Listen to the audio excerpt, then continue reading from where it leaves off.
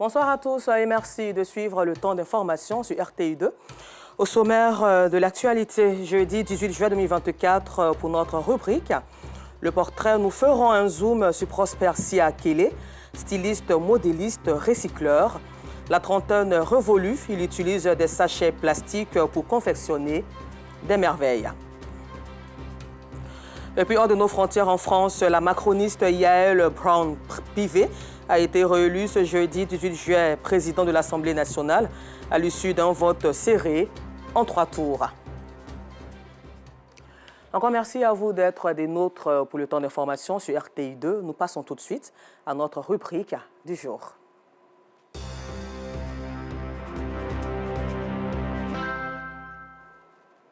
Prosper Siakele, la trentaine révolue, utilise des pneus usés et autres sachets plastiques dans les rues pour faire des merveilles, notamment des fauteuils, des robes de mariée, ainsi que d'autres objets. Notre équipe de reportage composée de Théodore Zouzou, Kader Bachil, Seydou Ouattara et Djakarija Dao lui a rendu visite au quartier Sopim, à son atelier de recyclage, puis à son showroom aux 220 logements de la capitale ivoirienne. Quartier Sopim à Yamoussoukro, capitale de la Côte d'Ivoire. C'est ici que Prosper, âgé de 37 ans, allie le recyclage à la couture. Les pneus usés et les sachets ramassés dans les rues, parqués dans la cour ou dans des valises constituent sa matière première en plus des tissus. Le déclic est venu lors d'un voyage. Nous sommes allés au Burundi et après le Burundi, nous avons fait un tour à Kigali. Et là, franchement, j'ai été frappé par la propreté et la tranquillité de cette ville. Et quand je suis rentré, franchement, j'ai vu que nous avons beaucoup à faire. Et là, ce n'est pas le problème du gouvernement, mais c'est d'abord la population. Pour quelqu'un qui finit de boire de l'eau dans un sachet d'eau, et puis il jette, sans état d'âme. Bon, là, il faut d'abord le conscientiser, et puis l'emmener à réutiliser ce qu'il a jeté là, pour en faire un objet utile. Donc, nous avons commencé à créer des meubles, des tableaux. Ramassés dans les différentes rues de Yamoussoukro, les pneus sont transformés en meubles et autres objets de décoration de domicile grâce au doigté de Prosper. C'est une petite table que nous avons faite à partir des pneus. Non seulement ça fait joli et ça fait aussi durable. Voilà, donc là, on peut mettre ça dehors même. La pluie tape et il n'y a rien. On peut le mettre dans un jardin, des espaces verts. Dans la capitale politique, le travail de Prosper attire de plus en plus les visiteurs. Ce matin, je suis venu pour passer une commande. Je viens d'aménager dans une nouvelle maison et j'ai vu ce fauteuil-là lors d'un défilé et je me suis dit il fallait que je commande pour mettre ça dans ma nouvelle maison. Et ce qui m'a vraiment plu, c'est la qualité du matériel qu'il utilise, les pneus usés. Et je vois que ces pneus-là sont encore plus résistants. Par contre, les fauteuils traditionnels, en bois, au moins de 2 ans, 3 ans, ça se gâte. Or, en pneus, je vois que ça va beaucoup durer. Ces meubles contiennent des sachets plastiques également retirés des rues. Une manière pour l'artiste de lutter contre la pollution des différents quartiers. C'est ma contribution, non seulement à sensibiliser la population, mais à enlever les ordures dans les rues. Ces sachets qui inondent et ruinent la beauté des trottoirs de la capitale ivoirienne sont aussi valorisés par Prosper, guidé par les fondamentaux de sa formation de base, la couture. Il excelle dans la créativité. J'ai commencé à apprendre sur l'État. Voilà, c'était à Yamoussoukro ici. Et je suis allé chez une deuxième personne. Et je suis allé chez une troisième personne par le biais d'un autre grand frère. Et c'est là que je suis resté jusqu'en 2007. Où j'ai eu mon premier atelier. Des tenues faites pour des occasions spéciales. Le choix de faire des robes de mariée avec le sachet, c'est aussi toujours dans l'esprit, dans l'idée de la sensibilisation. C'est ça même qui fait même l'extraordinaire même de son mariage. C'est-à-dire qu'on trouve quelque chose qui n'a rien à voir avec ce qu'on a l'habitude de voir. C'est une manière de marquer les autres de façon positive, qu'avec ce que nous jetons dans les rues, nous pouvons les réutiliser pour faire quelque chose de merveilleux, d'extraordinaire. Ces chefs-d'œuvre sont la résultante d'une solide formation qu'il transmet à d'autres personnes. C'est grâce à la formation que moi je suis là où je suis. Et donc si je veux peut-être limiter ou bien si je veux garder ce que moi j'ai reçu, je pense que je ne contribue pas au développement de notre nation. J'ai formé beaucoup de personnes. J'ai formé des gens aujourd'hui qui ont déjà leur atelier, qui exercent déjà en tant que patron, qui ont aussi des apprentis. Aujourd'hui, il emploie 10 personnes qui rêvent avec lui. Ça me fait 3 ans que je suis ici. Et depuis que je suis là avec lui, il n'y a pas de problème. Il nous prend comme ses proches, quoi, comme si on était comme sa famille, une deuxième famille. Depuis que je suis arrivée, je ne me suis jamais sentie seule. À un moment, on avait cousu des habits avec des captuches de trucs. On partait, on ramassait dans les maquis. On a fait même une robe avec. C'était waouh, c'était joli. Je prie Dieu que je puisse continuer, suivre le chemin dont mon patron m'a enseigné. Avec les sachets plastiques, le styliste confectionne des tenues de mariage. Direction le quartier des 220 logements où ses créations sont exposées. En route, le styliste modéliste recycleur marque une halte chez Eric, l'un de ses anciens apprentis installé à son propre compte. C'est quelqu'un, il fait un peu de tout, quoi. Tout ce qu'il voit, je confectionne des tenues avec ça. Pour l'instant, je n'ai pas encore commencé à faire les tenues en sachet. Mais je suis plutôt actuellement basé sur les tenues de mariage où vraiment je m'en sors à travers ça parce que je peux vendre une robe soit à 400 000, soit à 300 000. À l'atelier d'exposition, les vêtements démontrent l'habileté de Prosper et de son équipe dans la finition des prêt-à-porter. Pour la circonstance, nous avons droit à un défilé de mode.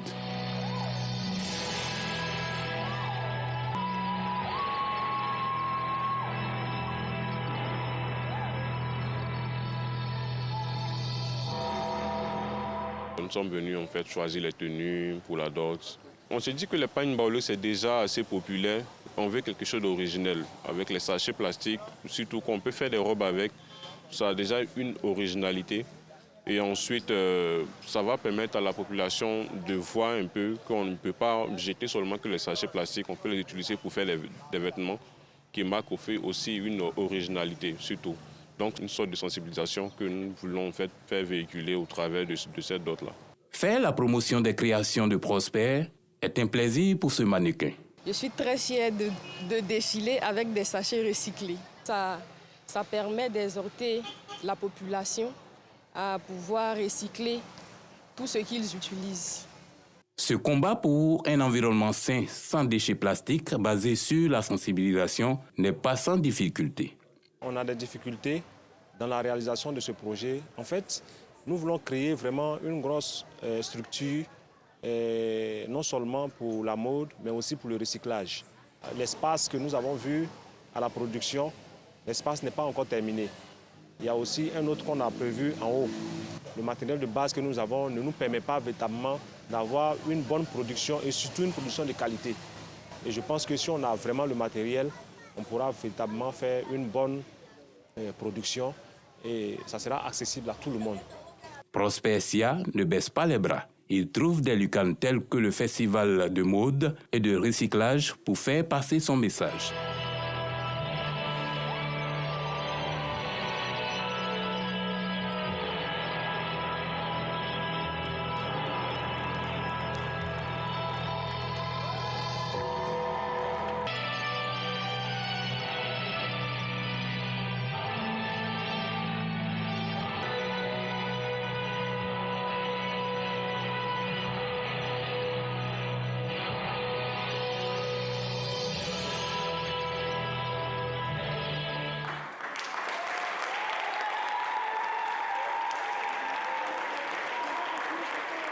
Chose qui suscite l'adhésion de certains spectateurs. Cette initiative vraiment est beaucoup encouragée.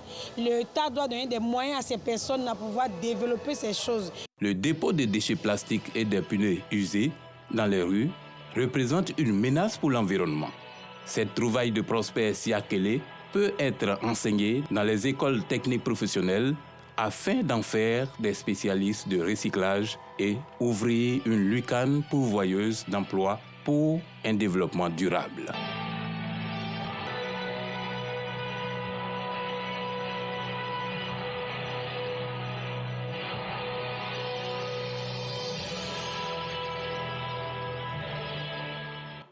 Plein succès à toi, Prosper Sia Kelly.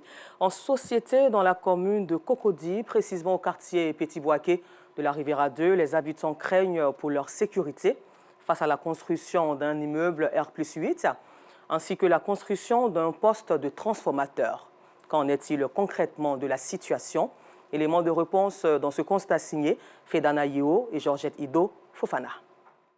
Ce bâtiment de type R+8 en construction dans le quartier Petit-Boaké à Cocody Riviera 2 perturbe la quiétude des habitants. Les riverains se plaignent des manques de sécurité. J'ai mes filles qui travaillent au restaurant. Les soirs, ils viennent faire le spaghetti ici. Un soir, ils étaient en train de faire le spaghetti. Ce fait les quitter en haut.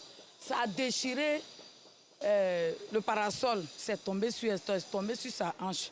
Et même jusqu'à aujourd'hui, là, elle ne peut pas travailler. Elle a arrêté le travail à cause de ce problème. Et quand on a un problème ici, quand on a des difficultés, personne ne vient à notre secours. Ce chantier-là, ils ont commencé, on n'a jamais eu la paix ici. L'un des problèmes majeurs relevés par les résidents est l'emplacement du chantier de construction d'un poste de transformation moyenne tension-basse tension destiné à alimenter le bâtiment. Ils craignent que cette installation ne présente des risques pour la sécurité du quartier. Du lundi au dimanche, jusqu'à 22h, ils continuent les travaux. Jusqu'à venir construire un bâtiment où ils vont poser un groupe électrogène dans le quartier. Vraiment, les impacts au niveau de la santé seront considérables. Je vous dis que chez nous, là, les toitures, là, ils ont tout gâté. Il y a les toilettes, la patame, ils ont tout détruit. Le mur, tout est descendu. Donc les riverains disent qu'ils en ont marre. Ils sont fatigués, ils ne sont pas écoutés. Donc, ils ont commencé à casser. Et on est là, ils s'en vont à la gendarmerie, d'après eux, aller porter plainte. Moi, je me dis qu'on est dans un pays de droit quand même. Comme ils peuvent venir porter plainte, vous-même, vous êtes venus chez des gens, vous avez tout saccagé, vous avez tout détruit, et c'est vous qui portez plainte. En raison de désaccords entre les riverains et les constructeurs, une convocation a été émise à l'un des habitants impliqués dans les protestations. Je viens de recevoir une convocation de la part de la gendarmerie pour répondre à ce que les Chinois sont en train de faire derrière moi. Depuis le début, nous disons non, que nous ne sommes pas d'accord pour ça ici. On dit que c'est poste électrique, on ne sait pas. Poste électrique, est-ce qu'il y a les ongles? Est-ce qu'il n'y a pas les ongles? Est-ce que ça va agir sur la population? Nous ne savons pas. Contactée par téléphone, l'entreprise chargée de la construction du poste de transformation a indiqué qu'elle ne pouvait pas fournir de renseignements, soulignant qu'elle détenait toutes les autorisations nécessaires et qu'elle a orienté les demandes vers les propriétaires du chantier. Ces derniers n'ont pas jugé utile de répondre à nos sollicitations. Pour l'heure, les habitants du quartier Petit-Boaké à la Riviera 2 restent inquiets. Ils attendent des réponses et des actions qui pourraient assurer leur sécurité et rétablir la tranquillité dans leur quartier.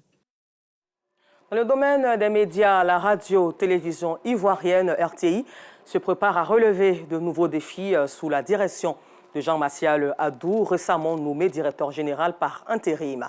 Dès son entrée en fonction au groupe RTI, Jean-Martial Adou a rencontré l'ensemble des travailleurs pour partager sa vision et ses stratégies, affirmant ainsi sa volonté de collaborer étroitement avec les syndicats. Cette approche vise à renforcer la performance de la RTI dans un environnement médiatique de plus en plus compétitif. Les employés ont donc accueilli ces propos avec intérêt, exprimant le souhait de voir l'institution continuer à jouer un rôle central dans le paysage médiatique ivoirien. Témoin de cette rencontre pour RTI 2, bienvenue, Kwao. Après sa prise de fonction, le DG par intérim de la RTI, Jean-Martial Adou, s'apprête à implémenter ses visions et ses stratégies pour renforcer la position de la RTI dans un contexte médiatique extrêmement concurrentiel. Mais avant, il rencontre pour la toute première fois l'ensemble des travailleurs. Je ne viens pas avec une baguette magique, j'ai des idées. Nous allons travailler ensemble à cela. Aucune décision ne sera prise de façon brutale parce que évidemment, la conduite du changement est la chose la plus difficile. Quand bien même vous avez entre vos mains les clés du bonheur de quelqu'un, il faut prendre le temps de lui expliquer pourquoi cela va créer votre bonheur. Et une fois qu'on aura fait notre part, il faut que chacun, en toute conscience, fasse sa part. J'ai une mission précise qui est celle, disons, de provoquer une motivation interne pour que la maison redécolle, se fasse confiance. Je vais m'y atteler avec l'aide de tous. Le nouveau DG a traduit sa volonté de travailler de concert avec les syndicats. Dans cet élan, il attend une coopération étroite et constructive de la part des syndicats pour atteindre la performance à tous les niveaux. Les accords que vous avez trouvés, je tâcherai, je veillerai à ce que ces accords ne soient pas remis en cause. Ça, je leur ai dit, je le redis aujourd'hui. Pour la temporalité, disons, on regardera ensemble en fonction des moyens. Quand les moyens sont là, on paye. Et ça, je peux vous garantir cela. Et même, disons, il y a un des aspects sur des différentes revendications sur lesquelles l'échéance du 30 septembre a été trouvée, a été arrêtée. Je puis vous affirmer que ça sera respecté. Les agents présents ont accueilli ces propos avec intérêt, témoignant de leur volonté de voir la RTI continuer à jouer un rôle de premier plan dans le paysage médiatique ivoirien. Les discussions ont également permis de mettre en lumière plusieurs questions et préoccupations des employés, auxquelles le nouveau DG s'est engagé à répondre avec diligence et transparence. Ce discours qu'il a tenu rassure les uns les autres, mais surtout, c'est un discours qui appelle à la motivation, mais surtout au travail bien fait. Ça a été des échanges fructueux. On a eu l'honneur et le privilège d'échanger avec notre nouveau directeur général pour voir bien sûr cette nouvelle dynamique dans laquelle la RTI se lance. Ça a été donc un moment fructueux, enrichissant, une belle interactivité entre le directeur général et ses agents. C'est une nouvelle ère qui commence pour les agents de la Maison Bleue, sous la direction de Jean-Martial Adou. Rappelons que dans 15 mois, la RTI sera mise à contribution pour la couverture des élections présidentielles prochaines. Et pour la protection de l'environnement, le comité de gestion locale de la zone sud-ouest de l'Office ivoirien de parcs et réserves, OIPR, a inauguré la 7e édition du prix vert destiné à récompenser les villages riverains les plus éco-citoyens. Le comité de gestion locale du parc national de Taï a lancé récemment la 7e édition du prix vert, récompensant les villages riverains les plus éco-citoyens. C'était à Soubré, au sud-ouest de la Côte d'Ivoire, lors de la 2e session du dit comité pour l'exercice 2024, initié par la direction de la zone sud-ouest de l'Office ivoirien des parcs et réserves, OIPR. Au cours de cette session, les gestionnaires du parc national de Taï ont présenté au comité de gestion locale, CGL, le bilan des activités du 2e trimestre 2024. Ce bilan fait l'état de la mise en œuvre de 6 programmes de gestion que sont la surveillance, le suivi écologique, la gestion participation, l'appui au développement local, la communication, l'écotourisme, les infrastructures et le management. Sur 54% de taux de réalisation attendus, 43% ont été réalisés pour une performance de 80%. Invité à cette session, Jacques Conin, programme manager à l'ONG IDH, a présenté aux membres du comité de gestion locale l'approche paysagère développée par sa structure.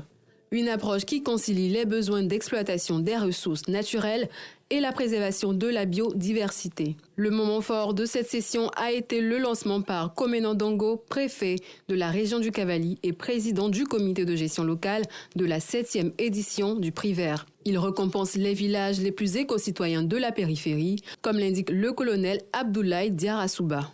Cette récompense a pour objectif d'impliquer davantage les villages riverains dans la gestion du parc et de créer à la périphérie de ce site une émulation favorable à sa conservation. Nous avons initié ce prix pour encourager les communautés à nous soutenir et nous aider à conserver le parc national de Taï. L'un de nos objectifs, c'est qu'on atteigne la gestion patrimoniale du site. Ce sont des 3 sites dont nous avons la gestion. Et nous ne pouvons pas atteindre cet objectif si on n'implique pas davantage les communautés riveraines dans la gestion, la conservation des ressources naturelles.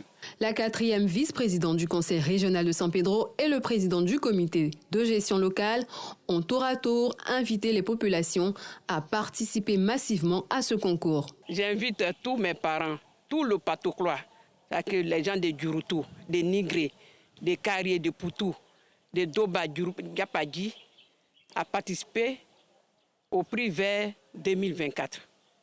Il y a un prix vert qui est lancé depuis quelques années. Cette année, nous serons à la 7e édition pour l'année 2024.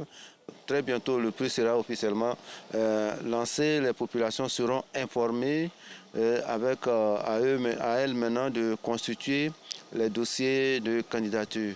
Organe consultatif de la direction de zone, le comité de gestion locale émet des avis et recommandations sur la gestion du parc national de Taï. Les membres statutaires de ce comité constituent également un soutien de poids pour le relais des informations relatives à la gestion de cet important patrimoine auprès du grand public. Ils conduisent aussi des actions de plaidoyer en faveur de sa conservation. Un commentaire signé Bienvenue Kwao, hors de nos frontières. Le président sud-africain Cyril Ramaphosa présente ce jeudi 18 juillet les orientations de son nouveau gouvernement lors de la rentrée parlementaire, après le revers électoral subi en mai dernier par son parti, l'ANC. Nous vous le disions en titre, en France, la macroniste Yael Braun-Pivet a été réélue ce jeudi 18 juillet 2024 président de l'Assemblée nationale à l'issue d'un vote serré en 3 tours.